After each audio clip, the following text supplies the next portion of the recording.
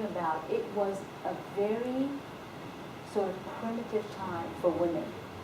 In the middle of Arabia, young women, young female babies were being buried alive. There was all kinds of chaos. This is before the religion.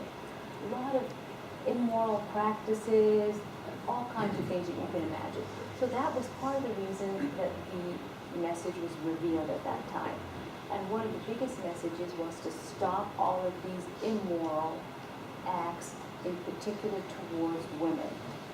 Women did not have any rights before the religion. In regards for finances, for treatment, for inheritance, there were basically nothing there.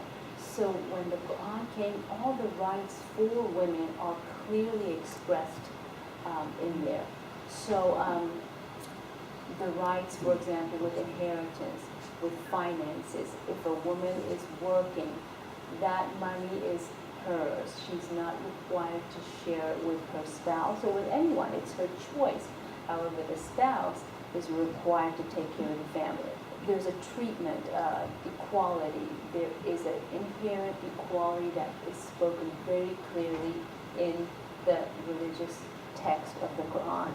Unfortunately, we do have cultural misinterpretations, and a legacy of that continues. Right? To be educated, go to school, teach, follow our professions. We should never be forced into marriage. None of those things. We need to be, happy and give our, what do you call that, permission. If we want to get married, we have to agree to that. I think some feel that there's arranged marriages and you somehow force into marriages. No, there's no place in that in Islam. That there's a need to be modest. So however you feel or however Muslim women can demonstrate modesty is kind of where we need to be. Some Muslim women tend to feel covering themselves completely is a sign of modesty. And also keeping in mind that the covering is about preserving the dignity and respect of a woman. It's not to cover her or to keep her concealed. It is to honor and maintain the dignity of a woman.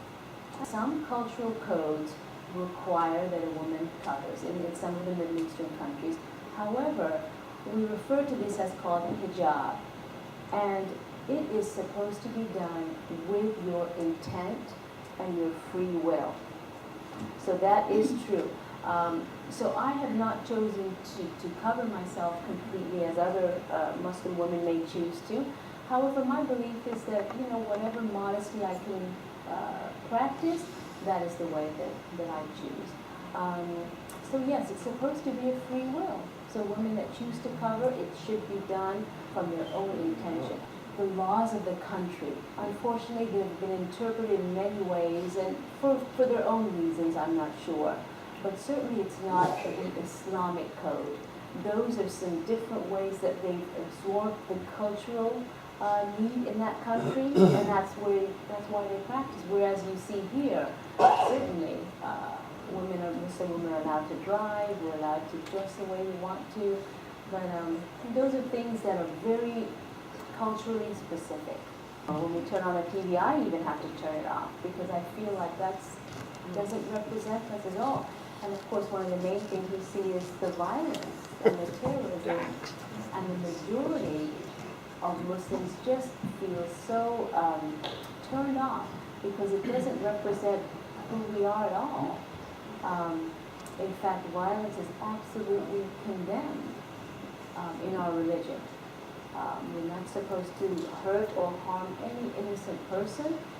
This is one of the pillars, one of the most important strong points. And so when we see acts of violence and see a name attached with Islam, it's very, very devastating to us because it doesn't feel like that makes sense. I used to speak very clearly about being Muslim prior to 9/11. I used to be proud. I used to talk at school. I used to feel very open. But when this horrible tragedy happened, I think Muslims in general just got sort of took it very personally and became ashamed. And so just kind of stepped back, got quiet, because it was very confusing. And not only did we experience the devastation as Muslims here, being part of this country, somehow we were associated with the tragedy as well. So it just became very confusing, discouraging. Some people chose to hide, some people chose to show their identity more. So within the Muslim community, a lot of changes occurred. That's why I think it's so important to have these kind of dialogues to let each other know that Muslims are truly about peace. And we want to condemn any kind of violence, just as all of our religions do.